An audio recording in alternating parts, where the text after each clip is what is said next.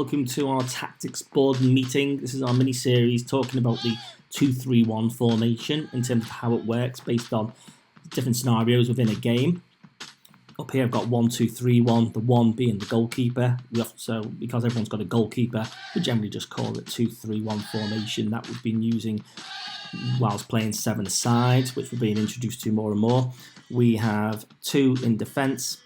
Got to be working together in a partnership, lots of communication needed. 3 in midfield, with the midfielder really knitting everything together, creating lots of good angles, and the centre forward taking up the high position in order to get close to the goal, occupy the defenders, hopefully grab some goals.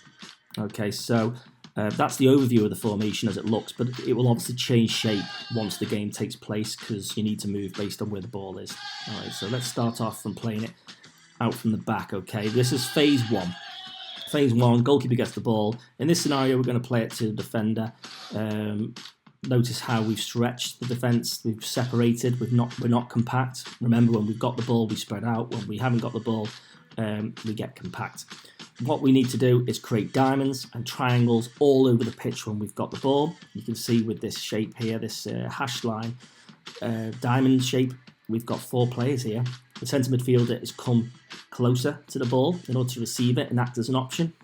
And these 2 have also created options as well. So the other team are going to press the ball.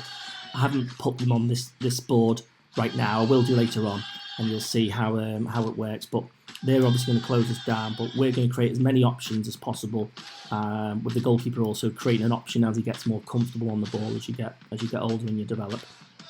Okay, so create a nice diamond there. You could even say this is a triangle. Here's a triangle.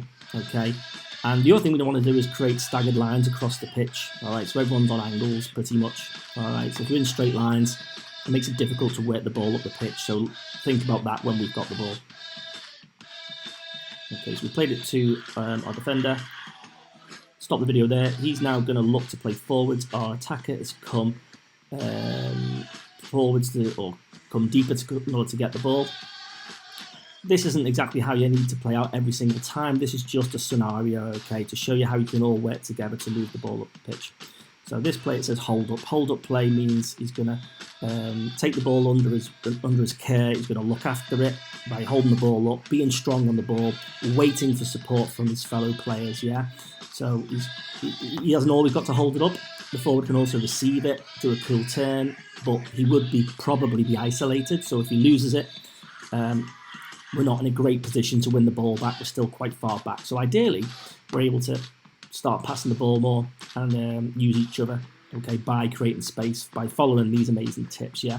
So look at these 2 wide players, wide right, wide left, of the midfield. They've held their width, all right? Be brave and be disciplined to really stretch the play by standing out far out wide, yeah? So I'll move the game on.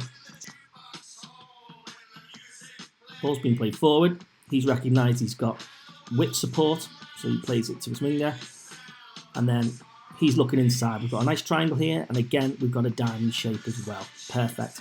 I've wrote the word pivot. Pivot is what a centre midfielder needs to do really well. He needs to be quite a talented player. Pivoting means, if you've ever done it in PE, means you've got to be able to turn and face directions, okay? So you need to be on your toes, light-footed, being able to open up your hips, so you can quite easily turn and look at switching the ball. If the switch is on, so that means he's got in space our right winger, and we've switched the ball. All right.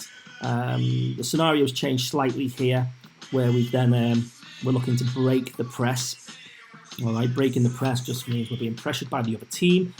They're putting pressure onto us, and we're looking to play the ball through those gaps, either through a dribble or through a pass, and that means they're gonna be taken out of the game effectively, their other players, because they've come to put pressure on the ball, but we've played it through the gaps. They've got to turn around and sprint back, okay, so we sap a lot of their energy by doing that, okay.